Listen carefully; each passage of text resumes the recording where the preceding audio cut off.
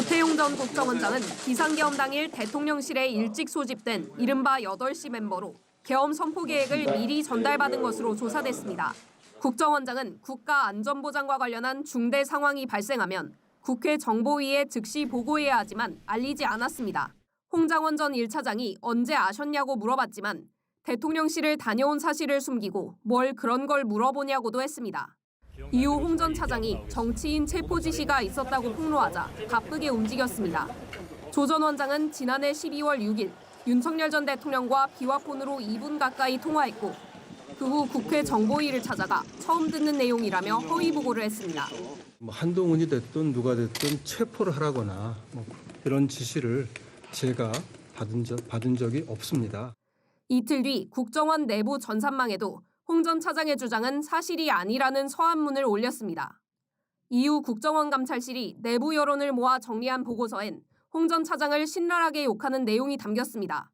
홍 전 차장 주장을 거짓으로 몰아가려는 시도는 계속됐습니다. 체포조 명단을 메모했다는 장소가 사실과 다르다며 국정원 CCTV 영상을 공개하기 위한 밑작업에 착수한 겁니다. 어떤 기관에서도 자료를 요구하지 않았지만 미리 자료 반출을 준비했고 국민의힘이 요구하자 보안 담당자의 결재도 받지 않고 전달했습니다. 국민의힘 의원들은 홍 전 차장 거짓말에 전 국민이 속았다며 제공받은 CCTV 영상을 공개했습니다.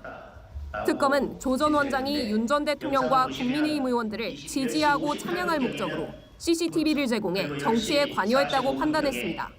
JTBC 김혜리입니다. 12.3 계엄 사흘 뒤인 지난해 12월 6일 당시 홍장원 국정원 1차장은 국회를 찾아 계엄 당일 윤석열 전 대통령으로부터 받은 전화 내용을 설명했습니다.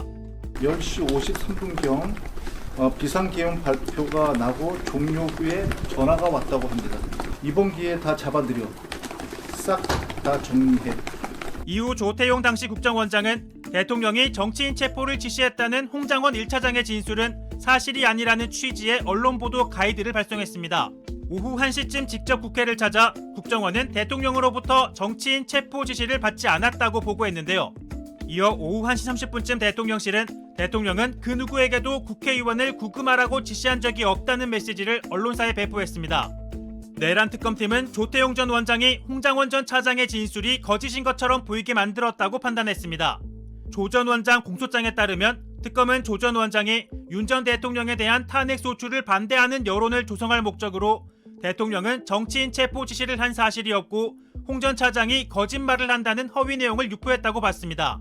한동훈이 됐든 누가 됐든 체포를 하라거나 그런 지시를 제가 받은 적이 없습니다.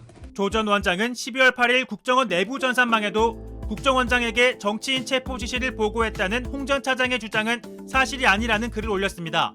또 이틀 뒤에는 국정원 외교특별보좌관 등을 통해 국정원 전직 직원, 외교부 직원 등에게 서한문을 보내게 했는데요.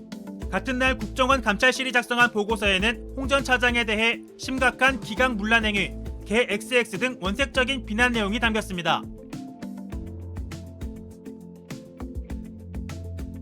비하인드 뉴스 정치부 이성대 기자와 함께하겠습니다. 시작할까요? 네, 첫 번째 이슈 바로 보겠습니다. 누군가 홍장원을 알고 있었다. 자, 지금 12.3 불법계엄 직후에 열린 국민의힘 의원총회에서 낯익은 이름이 거론됐는데 다름 아닌 홍장원 전 국정원 1차장이라는 주장이 나왔습니다. 예. 자, 김상욱 의원이죠. 당시엔 국민의힘 소속이었는데 계엄이 해제된 직후에 국민의힘 긴급의총에서 홍장원 배신자 탓에 실패했다라는 말을 들었다는 겁니다. 의원총회에서요? 그렇습니다. 누가 했답니까? 일단 본인도 당시에 너무 경황이 없었고 또 왔다 갔다 하다 보니까 누군지 특정은 되지 않는다라고 얘기는 했습니다. 다만 예. 현역 의원일 가능성은 있는 거고요. 자, 김상욱 의원 이야기 한번 들어보겠습니다. 예. 저는 홍장원이 누군지 이름도 모르고 처음 듣는 사람인데 12월 4일 의총장에서 모 의원님이 말씀하시면서 처음 들었어요. 그 배신자 때문에 안 됐다라는 취지로 얘기를 하시더라고요. 그런 배신자를 미리 못 속아내서 이렇게 실패한 거라는 취지로 얘기를 해서 이거 뭔 말이야 하고 있었던 기억이 나요.